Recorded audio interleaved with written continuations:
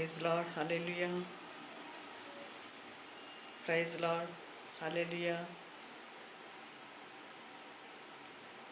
బాగున్నారా? నేను బాగున్నాను, దేవుడి దయ వల్ల. ఎలా చెప్పాలనుకున్నది ఏంటి, ఈరోజు చాలామంది భక్తి చేస్తున్నారు, మీటింగ్స్కి వెళ్తున్నారు, మహాసభలకు వెళ్తున్నారు, పెద్ద పెద్ద కూటాలకు వెళ్తున్నారు, ఆల్ నైట్ ప్రేయర్కి వెళ్తున్నారు. ఎందుకని? ఇవన్నీ ఎందుకు?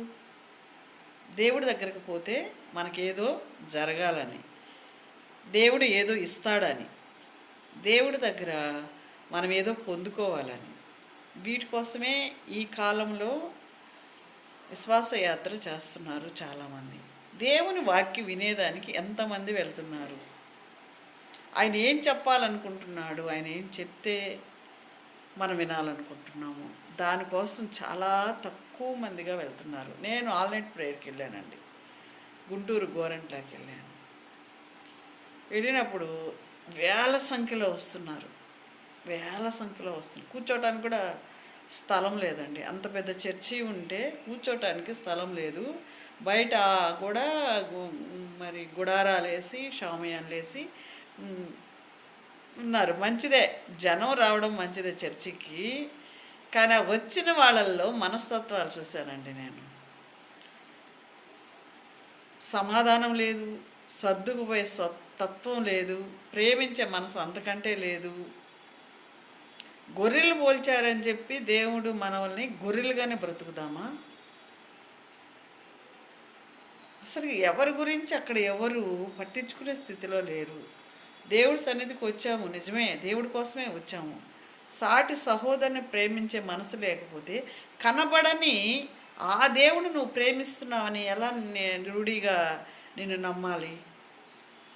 పక్కన కూర్చుంటే ప్రైజ్ రాడ్ సిస్టర్, ఎక్కడి నుంచి వచ్చారు అని అడగటం కానీ ఏమీ లేవండి, ఏమీ లేవు. ఆ మాటలు, ఆ సందర్భాలు, ఆ ప్రేమలు ఒకప్పుడు మేము వెళ్ళినప్పుడు హోసన్నా మందిరంలోకి వెళ్ళినప్పుడు ఉన్న ఆ ప్రేమలు మనుషుల్లో ఈరోజు లేవండి.